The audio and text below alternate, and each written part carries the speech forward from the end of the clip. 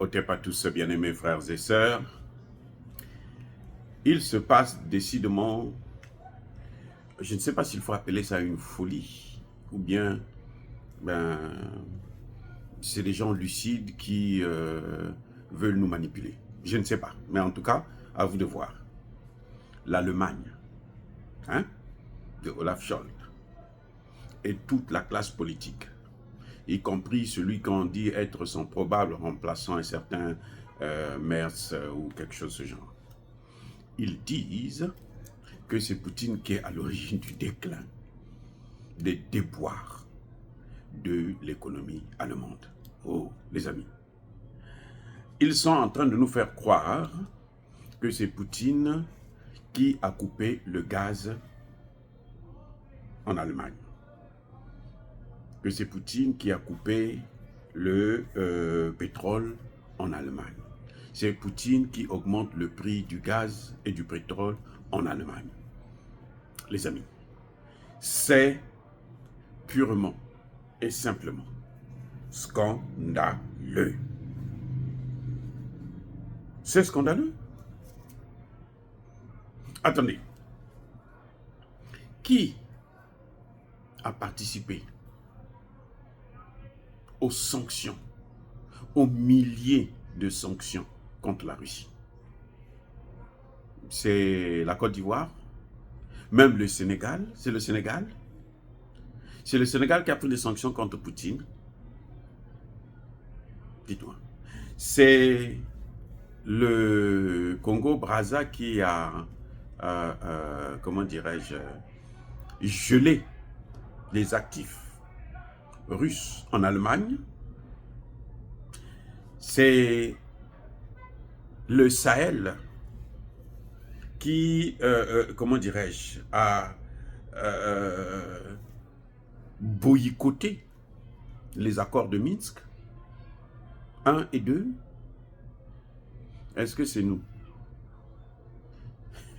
Demain, on va dire que c'est l'Afrique qui est à l'origine de la chute de l'Europe.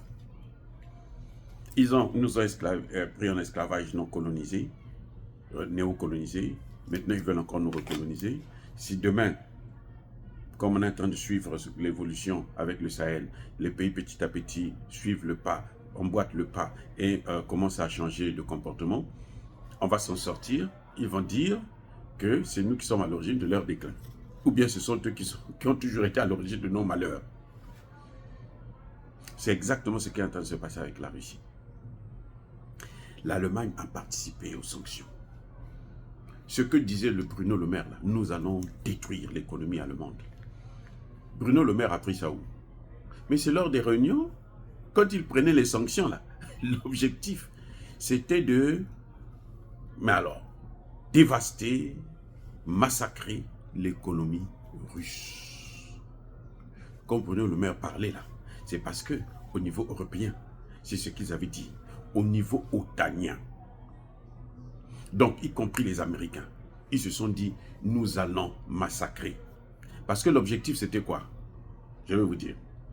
Ils n'ont pas pris les sanctions là parce qu'ils aiment les sanctions. Non, ils ont pris les sanctions parce que ces sanctions-là devraient déclencher un mouvement de contestation en Russie. Quand il y aurait la vie chère, il y aura plus de nourriture, il y aura des difficultés. Les Russes qui sont habitués, mais qui ont maintenant un certain niveau de vie, un certain standing, vont commencer à pleurer et puis vont se fâcher, ils vont chasser Poutine et eux ils vont venir, ils vont placer quelqu'un là qui va les aider, un genre Zelensky, qui va les aider à couper, mettre en coupe réglée, c'est-à-dire on prend des morceau par morceau, quoi, morceler la Russie et s'accaparer de tous les biens de la Russie. Voilà ce qu'ils avaient en tête. Bruno Le Maire a été bête comme son patron Macron. Il est venu tout sortir. Non, voilà. Comme Macron disait que nous allons envoyer les troupes au sol, c'était ça. C'était pas seulement Macron, c'était au niveau européen et otanien qu'ils avaient pris la décision. On va tester, on va voir qu'est-ce que ça va donner. Ils ont vu que, ah non, là, cette fois-ci, même les Français ne veulent pas. Ils ont dit, bon, arrêtons avec ça. Bref, l'Allemagne, quand ils ont pris les sanctions, vous savez, Angela Merkel a dit, les accords de Minsk, c'était pour nous donner le temps d'équiper l'Ukraine. Et ils ont équipé l'Ukraine, puisque Poutine a reconnu que l'armée ukrainienne de 2014 à celle de 2022, là, n'était pas la même. Elle était mieux équipée en armes et autres, mieux formée. Poutine l'a dit, c'était un secret pour personne. Hollande a confirmé. Donc l'Allemagne savait ce qu'il voulait. Vous savez, les Occidentaux ont tendance à penser que nous, on ne connaît pas l'histoire. On ne retient pas la douleur qu'on nous fait. Ils ont tendance à penser que chaque fois qu'ils nous font des choses, nous, on est là comme des idiots, on continue à accepter et tout. Non. Si on accepte, on n'a pas la possibilité de leur mener la guerre. C'est un fait. Mais ça ne veut pas dire qu'on est bête, qu'on n'a pas souffert, qu'on ne reconnaît pas que non, là, on nous a tapé et que bon, vraiment, s'il y a la possibilité de s'en sortir, il faut s'en sortir. Si on peut rendre, il faut rendre. C'est ça que les Occidentaux oublient. Mais là, ils sont tombés sur un os. Ce n'est plus l'Afrique, là. Poutine, ce n'est pas l'Afrique. Qui n'a pas d'armes, qui n'a rien. On peut prendre tous les terroristes, on déverse. Regardez comment ils sont en train de pourrir, déstabiliser le Sahel. Ils font tout pour que le terrorisme ne s'arrête pas. Ils font tout. Voilà. Donc, bien aimé, ils ont confisqué jusqu'aux installations de gaz propre. Gazprom plutôt, ils ont confisqué ces installations. Et oui, ils ont pris confisqué les trucs de stockage qu'il y avait sous la terre. Ils ont pris, ils se sont accaparés des tuyaux de transfert et autres en Allemagne. Pour gaz, c'est pas pour eux, hein. Je dis bien pour Gazprom. C'est la grande compagnie russe qui travaille dans l'énergie. Ils ont tout pris. Ils croyaient que ça devait les développer. Ils pouvaient vendre ça aux Américains et puis ils vont avoir l'argent pour relancer leur économie. Maintenant que la situation est dévastatrice, la situation est incontrôlable et incontournable, ben, ils ne savent plus quoi faire. Ils sont incapables. Actuellement, là, le problème des Allemands, c'est qu'ils sont incapables de trouver. Ils savent que la situation est tellement compliquée. Ils sont incapables de trouver, d'innover. Hein? C'est-à-dire que d'avoir une fermeté dans la volonté de renégocier maintenant avec Poutine. Vous savez que Olaf Scholz veut parler avec Poutine depuis quelques semaines. Là.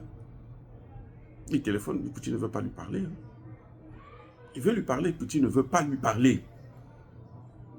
Parce qu'ils ont joué, depuis Angela Merkel, ils ont joué avec Poutine. C'est-à-dire que jouer comme un ballon, tu prends là, tu tapes là, après tu donnes la passe à l'autre. L'autre, tu pourrais donner à l'autre. Au niveau de l'OTAN, c'était ça qu'il faisait avec la Russie. On le faisait tourner. Poutine a beau parler, solliciter des rencontres avec eux pour dire, mais attendez, ce n'est pas bien ce que vous êtes... Le seul langage qu'ils comprennent, c'est celui que vous êtes en train de voir là en Ukraine. En dehors de ça, ils ne vont pas s'arrêter. Donc, ils ne sont plus capables de trouver un moyen pour revenir à la normale, pour renégocier avec Poutine. Et maintenant, vous savez ce qu'ils font? Ils menacent. Ils donnent des ultimatums à Poutine. Si tu ne fais pas ça, nous on va envoyer une salve de missiles Torres. Poutine n'a pas peur de ça. Poutine n'a plus peur de ça. Il n'a plus peur de ça, c'est fini. Ça, c'était avant qu'on pouvait dire ça. Et puis ça, vous faites ça avec les Africains. Mais vous faites ça avec Poutine. Quand ils se sont révoltés là, à un moment donné, ils savent, et en fait, les Allemands ne savent plus quoi faire. À un moment donné, ils voulaient sortir de l'OTAN. Ils menaçaient. Ils sont en rébellion actuellement au sein de l'OTAN. Toutes les décisions de l'OTAN, là, eux, ils prennent le contre-pied. Maintenant, ils se disent non, comme Biden était là-bas pour aller leur tirer les oreilles, maintenant ils se tournent vers Poutine. Ils menacent Poutine. Ils disent à Poutine que non, c'est toi. Et si tu ne fais pas attention, nous on va t'écraser. Est-ce que Poutine s'inquiète de ça? Est-ce que Poutine s'inquiète de ça? Est-ce que Poutine... Si Poutine ne veut même pas parler à Olaf Scholz, ça veut dire que pour lui, il ne le considère pas. Poutine ne le considère plus. Parce qu'ils ont trop menti. C'est pareil pour Macron. Ce sont eux maintenant qui veulent parler à Poutine. Poutine ne veut pas leur parler. C'est ça la réalité. Maintenant, il se retrouve avec un Zelensky qui menace d'utiliser les armes nucléaires. Bon, vous avez planté un traité de non-prolifération nucléaire. Qu'est-ce que vous allez faire avec Zelensky qui veut en avoir? Vous allez faire quoi? Les amis, c'est chaud pour l'Allemagne. L'économie allemande plutôt, est complètement par terre. Je dirais même pas à genoux, elle est à l'agonie. L'Allemagne est un pays qui est en train d'aller vers la faillite totale. Ça risque d'être même pire que la France. Vous savez que la France est maintenant sous tutelle européenne, non? L'Allemagne aussi arrive. Et les ultimatums qu'ils sont en train de faire là, pour menacer Poutine, ça va aggraver la situation encore plus. Ils n'ont qu'à envoyer les armes. Ils sont en train de faire des exercices, l'OTAN est en train de faire des exercices militaires. Et ils menacent Poutine, oh, toi, il ne faut pas que tu aies des alliés. Hein. Nous, on veut t'avoir seul comme ça. Nous tous là contre toi. On va prendre toutes nos armes, on va mener là-bas. Ils ont peur maintenant des Nord-Coréens, qui sont, soi-disant, qui sont venus en Russie pour aider la Russie. L'Allemagne est dans une situation terrible et je n'aimerais pas être à sa place. Bien-aimés frères et sœurs, soyez bénis, abondamment bénis par le Dieu des Kémites et par nos ancêtres angélisés. Mais que tous ceux qui persécutent le continent africain, le pillent et le déstabilisent, qu'ils soient noirs, blancs, chinois, arabes, juifs, indiens, qui qu'ils soient punis, maudits, foudroyés, neutralisés, écrasés, effacés par le Dieu des Kémites et par nos ancêtres angélisés. Vive l'Afrique éternelle, j'ai dit et j'assume.